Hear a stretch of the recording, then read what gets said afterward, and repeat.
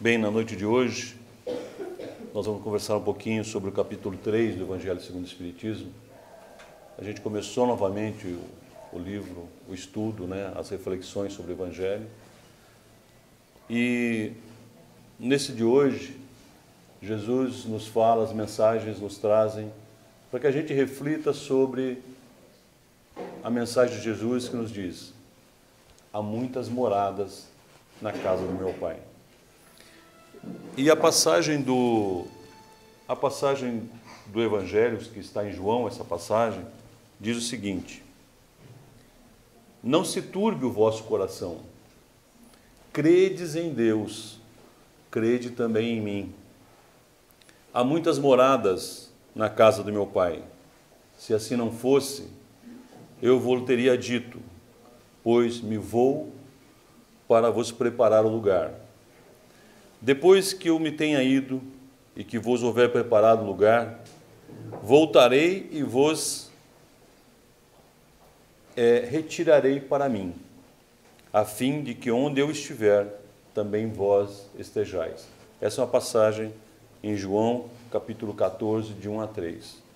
E é importante que a gente entenda em que contexto foi dito, Jesus disse isso. Essa passagem está na última ceia, antes de acontecer todos os sacrifícios do Mestre, antes da crucificação. Então era um momento em que ele estava com os seus apóstolos, passando para eles as orientações, já trazendo a eles o que eles deveriam fazer, porque ele sabia o que ia acontecer com ele. Então, nesse contexto, Jesus tem algumas intenções quando diz isso a eles. Primeiro, que eles não se entregassem ao sofrimento que poderia ocorrer a partir dali, porque ele estaria com eles, aonde eles estivessem, eles estariam também, mas ele não estaria mais fisicamente. O que estaria com eles seriam os ensinamentos, tudo aquilo que eles tinham vivido até ali. Então, o que o Mestre trazia de maneira muito clara nessa passagem é um sentimento de esperança, segundo esse registro de João, ele quase que apela aos seus seguidores que mantenham a fé, porque ele sabe das dificuldades que eles enfrentariam após a partida dele. Porque até ali, ele era a pessoa de referência. Ele era o cara que falava às multidões, ele era o cara que era perseguido, mas a partir do momento que ele não estivesse mais entre eles encarnado, eles passariam a sofrer as perseguições. Então, nessa passagem, ele diz que traz uma esperança para eles. Diz o seguinte: não se perturbem, há muitas moradas na casa do meu Pai. E é importante que a gente entenda esse contexto, porque olha só,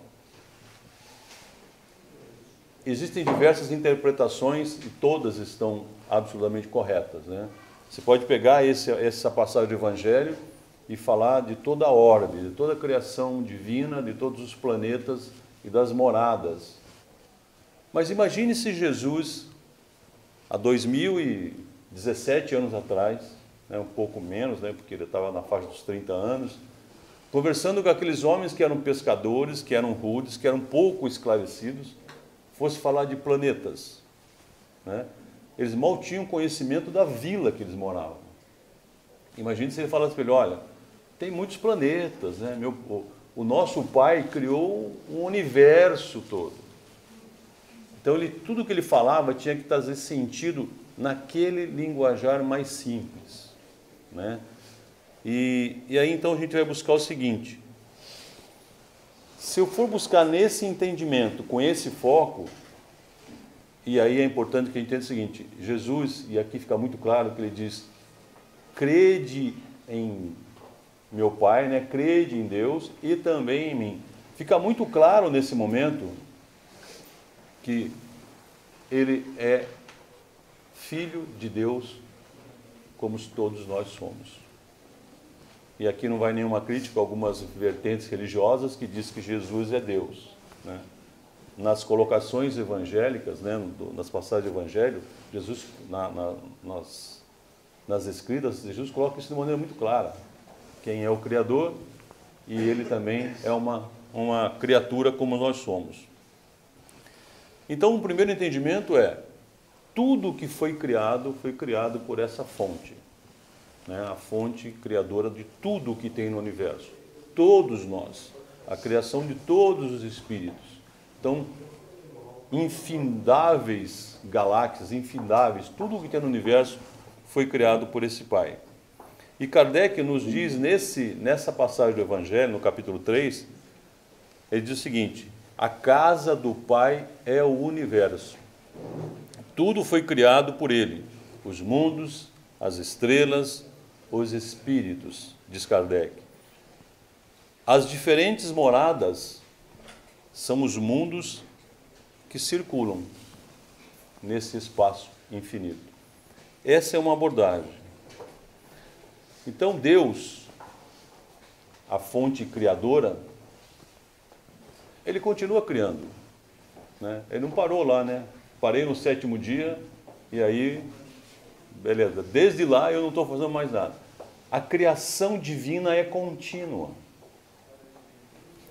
E isso a gente vê, se a gente for buscar aí nos informes científicos, nas pesquisas, muitas vezes a gente lê aí que estão surgindo, né, criações de novos planetas, novas estrelas.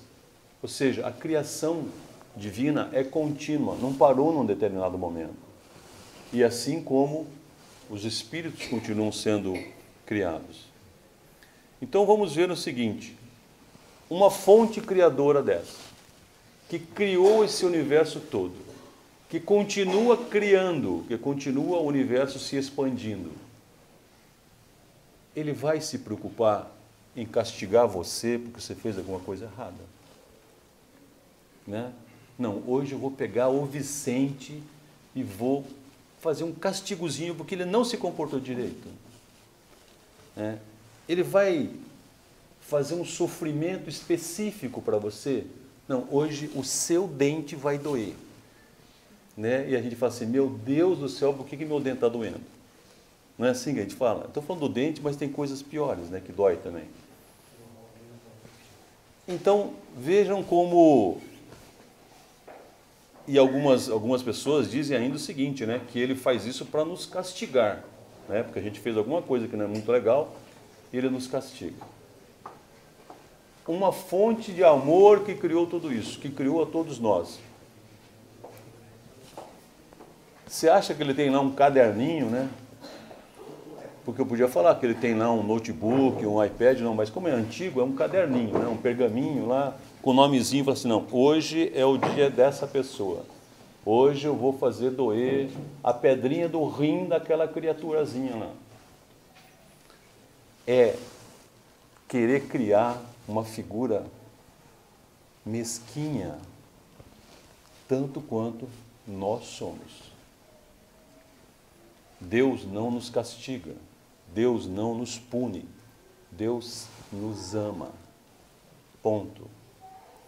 O que a gente passa, o que a gente sofre, nada mais é do que colheita daquilo que nós vimos semeando ao longo de nossas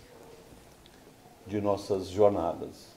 Então Jesus diz o seguinte, nessa passagem de João: crede em Deus e crede também em mim. O que ele nos pede? Tenha fé. O crer aqui é no sentido de fé. E aí assim, será que a gente crê em Deus mesmo? Será que a gente tem fé em Deus mesmo? Não tem algumas horas, aqueles momentos mais difíceis, numa fase da vida da gente que não está muito boa, que a gente fica na dúvida, será que Deus existe? E eu vou contar uma historinha para vocês. É uma história de um barbeiro, talvez alguém já tenha ouvido isso. Um homem estava cortando o cabelo, no barbeiro que ele sempre cortava o cabelo. Estava lá cortando seu cabelo, terminou, Porque tem o seguinte, homem que sempre corta o cabelo no mesmo barbeiro a vida inteira, não é assim? Você só troca de barbeiro se você troca de cidade. Na maioria das vezes você troca, corta.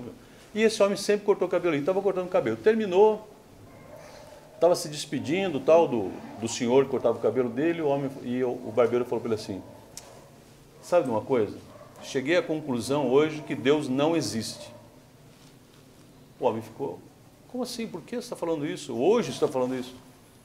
Porque, olha, eu estava andando pela cidade aí, estava vindo trabalhar, e vi um monte de gente, um monte de pobres sofrendo embaixo das pontes, morando na rua, um monte de criança abandonada pedindo dinheiro no semáforo.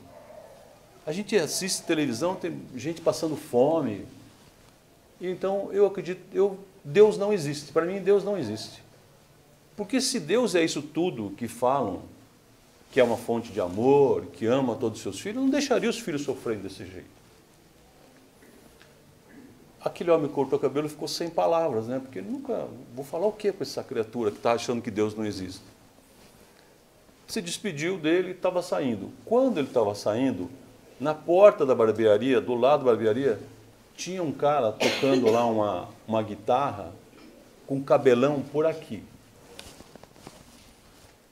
Ele parou, olhou, falou para o rapaz, vem aqui comigo um pouquinho. Entrou de novo na barbearia e falou para o barbeiro, voltei aqui para te dizer uma coisa, barbeiro não existe. Eu disse, como assim barbeiro não existe? Olha, se barbeiro existisse, não tinha um cara cabeludo desse andando pela rua.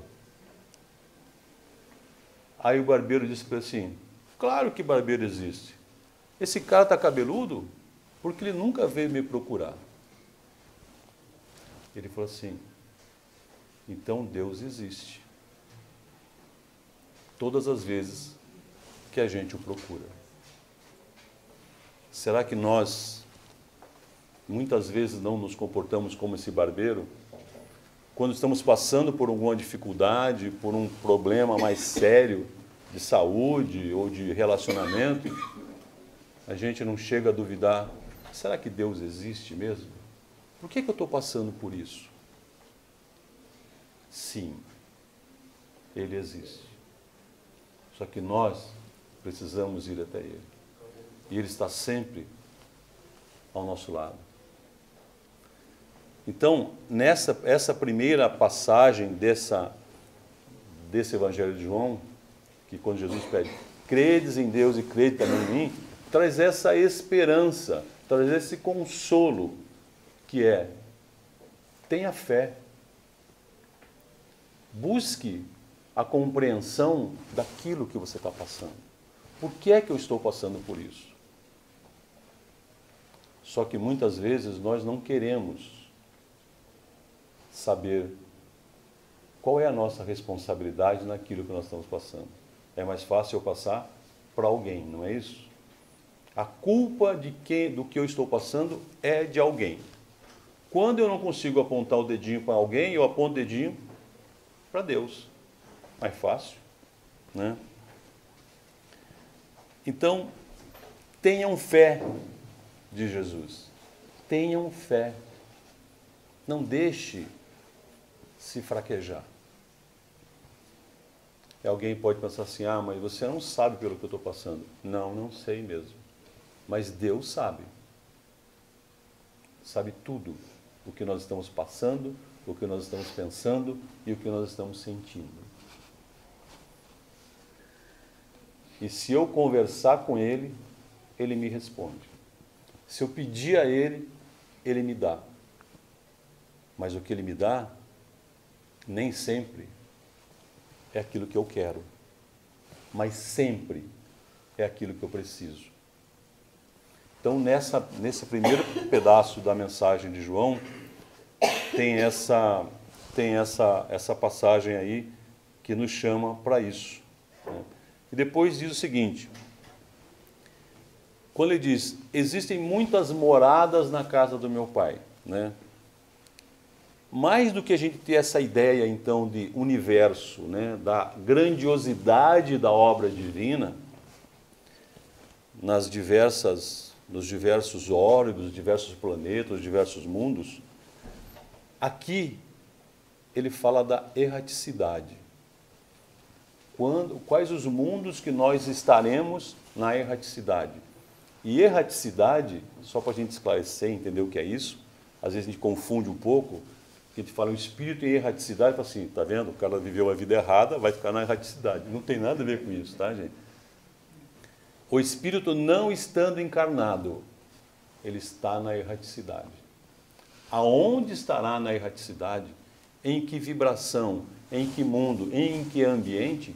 Depende do que nós estamos fazendo, do que nós estamos vibrando, do que nós estamos sentindo. Certa vez eu estava trabalhando com um grupo de jovens e um jovem perguntou para mim isso. O que ia acontecer com ele no dia que ele morresse? Onde é que ele ia estar? Ele tinha assistido o Nosso Lar, né? Será que eu já vou estar direto lá no Nosso Lar, né? Um lugar bonito. Falei, olha, seguinte, faça o seguinte teste. Vá para a sua casa, vá para o seu quarto, feche tudo, apague a luz, feche os olhos. Aquilo que vier no seu pensamento é onde você vai estar. Ele olhou para mim e falou assim, não sei se eu não fecho mais os olhos, se eu não vou mais para a minha casa. Aonde está o nosso pensamento? É onde está a nossa vibração, é onde está o nosso espírito. Durante o dia, nós estamos com os pensamentos assim, né? Lógico que aqui nesta sala, todos seres espiritualizados, já elevados mais espiritualmente, a gente só tem pensamentos bons durante o dia, não é isso? Elevados, boa vibração, não é isso? Dirigindo no trânsito, tranquilo, né? O cara fecha a gente fala assim, Deus te proteja, tomara que você não bata, né? Fique protegido, não é isso? Você está na fila do supermercado, aí vem alguém e passa na sua frente. Você quase fala para ele, quer que eu pague a sua conta, criatura de Deus? Não é assim que a gente fala, né? Ou então você vai pagar alguma coisa, aí vem um monte de pessoas idosas e passam, porque tem caixa preferencial. E lógico que aqui não, mas eu vi por aí que tem gente que pensa assim, por que esse monte de velhinho sai de casa na hora que eu saio e tem que vir para o banco? Olha aonde vai o nosso pensamento e a nossa vibração. Se nós estivermos na erraticidade, a gente vai estar junto com espíritos que têm esse nível de vibração e pensamento. E é por isso que nós temos que diariamente vigiar e orar. O vigiar e orar é vigiar os seus pensamentos. E quando eles estiverem meio caidaço, faz uma oração para levantar a sua vibração. Então, gente, estar na erraticidade, todos nós já estivemos e estaremos novamente. Nós ficamos muito mais tempos na erraticidade do que encarnados. Vamos dizer que aqui nessa sala todo mundo vai ficar encarnado até os 110 anos. Firme, forte, vibrantes, né? Bonitão, todo mundo sem ruga, sem nada, né? 110 anos. O que são 110 anos ao longo da eternidade? O Emmanuel nos dizia o seguinte, o que são 70 anos na linha da eternidade? Nada. Na erraticidade, nós vamos aprender também. Vai nos ser passados orientações, ensinamentos. Mas e por que nós temos que aproveitar muito esse momento que nós estamos na escola? Isso aqui é uma escola. O nosso lar, a nossa casa é no plano espiritual. Não é assim quando a gente ia para a escola? A gente saía de casa, ia para a escola, ficava lá umas 4, 5 horas, 6 horas, estudando muito sempre, não aprontando nada, não é isso? Terminava a aula, a gente voltava para casa. A encarnação é exatamente isso. A gente veio para esta escola, está aqui estudando, aprendendo, passando por provas. E em algum momento a gente vai voltar para casa. E por que é tão importante que a gente aproveite esta encarnação? Porque a fila para reencarnar é imensa. Mas alguém pode perguntar, mas você já viu? Não, não vi. Em algum momento eu já estive nessa fila, mas não me lembro. Também não furei a fila, porque não dá para furar a fila lá. Mas vamos ser práticos. Mas algumas mensagens psicografadas já dizem que as encarnações, as reencarnações, estão demorando de 400 a 700 anos para acontecer. E alguém fala assim, não é possível, está errada essa conta. Aí eu estava pensando sobre isso, porque eu também pensava assim, não é possível, está errada essa conta. Média de filhos por casal hoje em dia, 1 a 1,5. Não sei como é que é esse meio, não sei que alguém tem meio filho, mas tudo bem. Na média, dá 1,5. 1,5 por casal. Isso quer dizer assim, muitos não têm filhos. Mas eu estava fazendo uma conta, e aí eu queria que vocês pensassem comigo.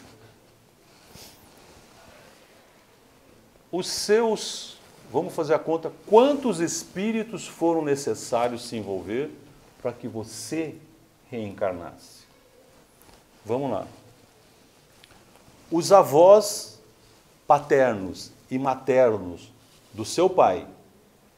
Avós paternos e maternos do seu pai. 4, certo? Avós paternos e maternos da sua mãe. 4. Esses são os nossos bisavós, certo? Só aí tem 8, beleza? Aí vamos, os pais do seu pai, 2. Os pais de sua mãe, mais 2, mais 4. 4, 8, 12. Mais o seu pai e a sua mãe. 14 espíritos tiveram que cumprir tarefas, se achar, né, para que você, criatura de Deus, reencarnasse. Isso, se a gente pensar, a minha avó teve 14 filhos. Ela ajudou bastante a reencarnação, fala a verdade. A avó Edith fez a parte dela com fé e coragem. Mas hoje em dia é 1,5. Como é que é? Por que é que nós vamos desperdiçar esta encarnação? Essa oportunidade divina que nós recebemos de estar nesta morada para aprendermos, né? Nós estamos aqui para aprendermos. Você já tinha feito essa conta? Quantos espíritos foram necessários para você reencarnar? Só puxando do bisavó para cá, né? Agora imagina. Quanto tempo vai levar para sua bisavó reencarnar? Já pensaram nisso? Lógico que a reencarnação não é uma planilha de Excel fechada desse jeito. Tem milhares, centenas, milhares de outras vertentes. Mas só para a gente entender como é importante que a gente aproveite esta encarnação. Não desperdice essa nossa passagem por esta escola. Tem um caminhãozinho com essa chapa parada em algum lugar atrapalhando. É o seu? Um caminhãozinho? É. Então, gente, só para a gente pensar, nós estamos nesta escola, estamos aqui para aprender, para estudar, para conviver. Não é assim que quando a gente foi para a escola, a gente foi para lá para isso? Essa escola, esta morada chamada Terra, nos recebeu nesse momento. E nos recebeu no mundo que é um mundo de provas e expiações. Um mundo em que a vibração, em que o bem e o mal estão ali, ó, mas ainda o mal suplanta um pouquinho. Mas os espíritos reencarnam. A vibração do planeta, a classificação que Kardec fez, tem a ver com a vibração dos espíritos que estão reencarnados aqui. Então, antes que algum de nós chegue em casa hoje à noite e diga assim: oh meu Deus, por que você fez um espírito tão bom quanto eu reencarnar nesse planeta de provas e expiações, que só tem espírito ruim? Reencarnação, como diz Emmanuel, não erra de endereço. Você reencarnou no planeta que necessita, na família que necessita, com as pessoas que te cercam, necessários para o seu aprendizado. E nessa escola, nós estamos aqui para aprender o quê? Uma coisa só: a amar. Nós estamos aqui para aprender a amar. Todas as outras coisas nascem do amor. Eu preciso aprender a perdoar. Sim, você precisa aprender a amar. Não tem perdão sem amor. Eu preciso aprender a ter paciência. Sim, você precisa ter amor. Porque quem não ama não tem paciência. Né? Todos os outros sentimentos nascem do amor. Então nós estamos nesta escola para aprender a amar. E nós já viemos aqui algumas vezes e ficamos de recuperação, porque senão não estaríamos aqui de novo. Fizemos algumas coisas não tão boas e estamos aqui de novo. E uma outra colocação dessa mesma passagem: há muitas moradas na casa do meu Pai. Se nós pensarmos no conceito que o planeta, a morada, é de acordo com a vibração de cada um de nós, a morada de Deus está aí, está aqui, no meu espírito. Como é que está essa morada? A construção da morada é individual. Eu estou num planeta de provas e expiações, com todo tipo de espírito que precisa estar aqui. Mas a construção da morada é pessoal e individual. Neste planeta de provas e expiações, com todas essas coisas que acontecem, nós tivemos a bênção, né, de conviver com espíritos elevados. Vamos pegar só um Chico Xavier para lembrar. Ele vivia em outro planeta? Não. No mesmo planeta que nós vivemos. Mas qual era a morada daquele homem? Você olhava para o Chico, quem conversou com o Chico, parecia que ele vivia em outro planeta. E quando você estava perto dele, você se sentia assim. Porque a vibração dele, a energia que ele passava, era em outro patamar. Então a morada que ele fez talvez seja diferente um pouco da que nós estamos construindo. E aí tem uma outra passagem que diz aqui, lá no começo, né? Não se turbe o vosso coração. O que é que turva o nosso coração? São as nuvens desses nossos sentimentos inferiores. O nosso sentimento de mágoa, de ódio, de raiva. E tudo isso nasce na raiz de todos os vícios e males, como diz o Kardec no Livro dos Espíritos. Nasce no nosso orgulho. Todos os sentimentos inferiores nascem do nosso orgulho. Nós não admitimos ser questionados. Nós vivemos num mundo hoje em que o maior problema está na intolerância. Você não tolera que a pessoa tenha uma cor diferente da sua. Você não tolera que a pessoa tenha uma religião diferente da sua. Você não tolera que a pessoa tenha uma orientação sexual diferente da sua. Você não tolera que a pessoa pense diferente de você. A intolerância nasce do orgulho. Como é que essa pessoa não pensa a mesma coisa que eu? Como é que essa pessoa resolveu seguir uma vida diferente da que eu sigo? A minha que é correta, a dela está errada. E é no orgulho. E muito provavelmente, o maior mal que tem hoje no planeta é a intolerância. A intolerância afasta o amor ao próximo.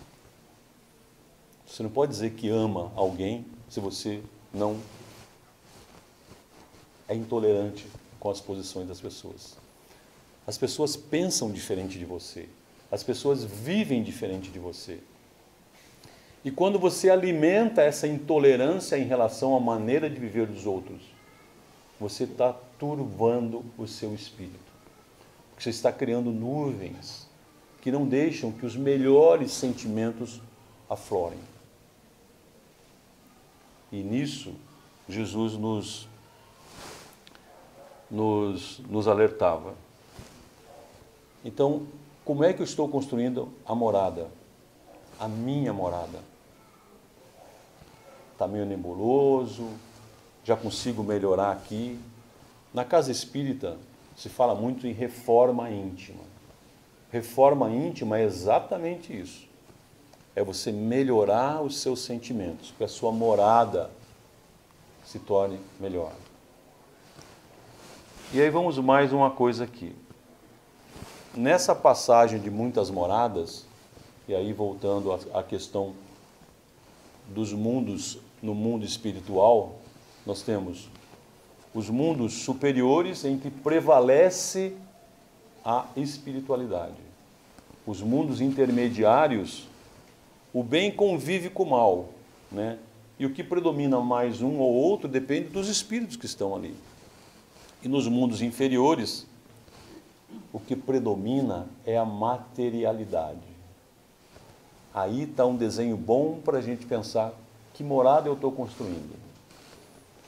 Eu sou extremamente apegado às coisas materiais, para cada um pensar. E não tem nada de errado em você ter um belo apartamento, ter carro, não tem nada disso, não tem nenhum problema nisso, desde que honestamente ganhe. O problema é o apego. Não tem nada errado você ter um monte, milhões no banco. O problema é o apego. E o que é o apego? É você acordar e a primeira coisa que você vai pensar é: como que será que está meu dinheiro no banco hoje? Será que ganhei? Será que perdi? E as pessoas que convivem com você? E as oportunidades que você tem de fazer o bem para os outros? A gente se torna escravo. A gente se torna prisioneiro desses sentimentos. Então, em que mundo eu estou criando a minha morada? No mundo superior, no mundo intermediário ou no mundo inferior, em que a materialidade tem um peso muito grande? Como é que eu estou trabalhando isso? E o Emmanuel tem uma definição que eu acho muito legal, que ele diz o seguinte, que nós temos o mundo hospital, o mundo escola e o mundo prisão. E talvez isso clareie um pouquinho onde é que eu estou me colocando. O mundo prisão é aquele realmente onde você está aprisionado a sentimentos inferiores. Você não consegue evoluir porque você tem uma mágoa enorme te amarrando o pé lá na criatura que você teve uma desavença com ela, sei lá, 10 anos atrás, 15 anos atrás, a pessoa nem lembra mais. Mas você está com aquilo ali, né? Cada vez que vem no seu pensamento, pesa aqui, você está preso. Isso te faz mal. Isso te traz mágoa. A mágoa gera energias ruins internamente e você vai acabar adoecendo e não sabe por quê. Então essa prisão não é que alguém nos amarrou. Nós nos amarramos a sentimentos inferiores a sentimentos que não nos deixam nos elevar. Se nós estivermos no mundo hospital, o irmão diz o seguinte: quais as nossas doenças que nos trouxeram de novo a esta encarnação? E não são doenças físicas. São os sentimentos, são as nossas práticas em outras encarnações que não foram tão elevados. Nós estamos aqui de novo para aprender aquilo que a gente não fez direito lá atrás. E o mundo escola é aquilo que a gente estava conversando. Nós vamos passar por esta vida aprendendo. Porque se nós não aprendermos, a vida vai passar por cima da gente ensinando. Não é assim que acontece? Vamos nos lembrar lá dos nossos pais. Né? Quantas vezes os nossos pais falavam assim: não faz isso, não vai. Né? A gente, eu vou fazer. Aí você vai e quebra a cara. A vida é assim. Nós estamos aqui para aprender. A vida, o mundo, Deus nos colocou aqui para a gente aprender. Aprender o quê? A amar. Só essa é a lição. Não tem mais nenhuma outra. Tem uma matéria nessa nossa escola. Uma matériazinha só. E a gente fica no vermelho sempre. Por quê? Por que nós não podemos, não devemos desperdiçar esta oportunidade? Porque existem muitas moradas na casa do meu Pai. Mas é essa agora que está nos recebendo com essa oportunidade divina de que a gente aprenda, resgate e saia daqui melhor. E quando a gente chegar na erraticidade, a gente esteja em condições melhores de conviver com espíritos mais superiores. Quem daqui não gostaria de reencontrar algum ente querido que já partiu para o plano espiritual? Mas aí pensa, como é que é a sua vibração, como é que é o seu trabalho encarnado, como é que era ele? Pode ser que quando a gente chega no plano espiritual, ele esteja em outra faixa e a gente não chega até lá. Quem aqui assistiu o Nosso Lar? Lembra do André Luiz? Ele estava no nosso lar. A mãe dele estava no nosso lar? Estava em outra faixa. Ele conseguia ir até a mãe? Não. Ela que vinha até ele. Nós vamos construir aonde vamos estar na erraticidade? Aqui, encarnados, nos nossos relacionamentos, no nosso dia a dia, com as pessoas que estão na nossa família e na nossa vida. Então, escolher a construção da morada é o nosso trabalho. O nosso trabalho aqui, encarnados. O que nós fizermos aqui, a gente vai estar, quando a gente voltar para a nossa casa, a gente vai estar num lugar em que é simplesmente o reflexo de tudo aquilo que a gente fez enquanto estávamos aqui encarnados. E se você não tem nenhum outro motivo para aproveitar essa encarnação, para realmente aprender, tentar viver o amor, amar as pessoas que Deus colocou na vida conosco. Se você não tem nenhum outro motivo, pense. 14 espíritos trabalharam para você estar aqui, no mínimo. No mínimo. Honra a tua história. Você é a história que você conta da sua história. Que história você está construindo hoje? Que história eu posso construir a partir de agora? Aos poucos, no detalhe, no dia. E durante um dia, nós temos muitas oportunidades. E se a gente começar a vigiar o que a gente pensa, a gente vai descobrir quantas oportunidades nós temos de pensar elevado, vibrar elevado, passar um sentimento elevado. Todas as casas espíritas têm aquela caixinha de vibrações lá fora, né? Que a gente chega lá, põe o nomezinho de alguém, o endereço. Eu sempre falo o seguinte, põe assim, um monte, 200 se você quiser. Mas para cada um daqueles nomezinhos, dedique um pensamento seu, uma vibração sua. Porque não é você colocar um monte de papelzinho lá e falar assim, aí plano espiritual, dá uma ajuda para essa galera aí, porque eu não estou muito ligado neles não. Não adianta. É a nossa vibração que vai fazer com que o plano espiritual possa chegar até essas pessoas, encarnadas ou já desencarnadas. Vejam o quanto é importante aquilo que nós pensamos, aquilo que nós sentimos, aquilo que nós vibramos. Porque aí é que nós estaremos construindo a nossa morada, nas muitas moradas que tem na casa do meu Pai. E para a gente encerrar, eu peço licença para ler para vocês um trecho do livro que está na Estradas e Destinos, do Chico, que se chama Jesus, o texto. Diz assim: não nos retires dos ombros o fardo das responsabilidades com o qual nos ensina a praticar entendimento e cooperação, mas auxilia-nos a transportá-lo sob os seus desígnios. Não nos afastes dos obstáculos com que nos impeles a aquisição de confiança e não avalias as dimensões da fé. No entanto, ampara-nos, Senhor, para que possamos transpô-los. Não nos desligues dos problemas com que nos impulsionamos para o caminho da elevação das nossas próprias experiências. Contudo, dá-nos, Senhor, a tua bênção, a fim de que venhamos a resolvê-los com segurança.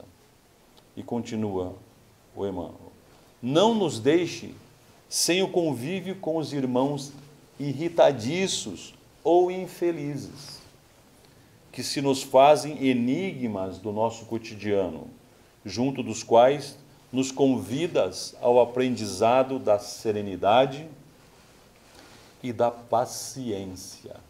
Mas protege-nos, Senhor, os corações, e ilumina-nos a estrada, do modo que transformemos para todos eles em refúgio de apoio e socorro de amor. Enfim, Senhor, dá-nos a cada dia o privilégio de servir. Entretanto, infunde em nossas almas o poder de compreensão e de tolerância, do devotamento e da caridade, para que possamos estar contigo, tanto quanto permaneces conosco, hoje e sempre. Eu peço a Deus e a Jesus que nos abençoe, que nos ilumine, que nos proteja, para que nós possamos realmente aproveitar cada um dos momentos dessa nossa encarnação para aprendermos a amar. Que assim seja. Graças a Deus.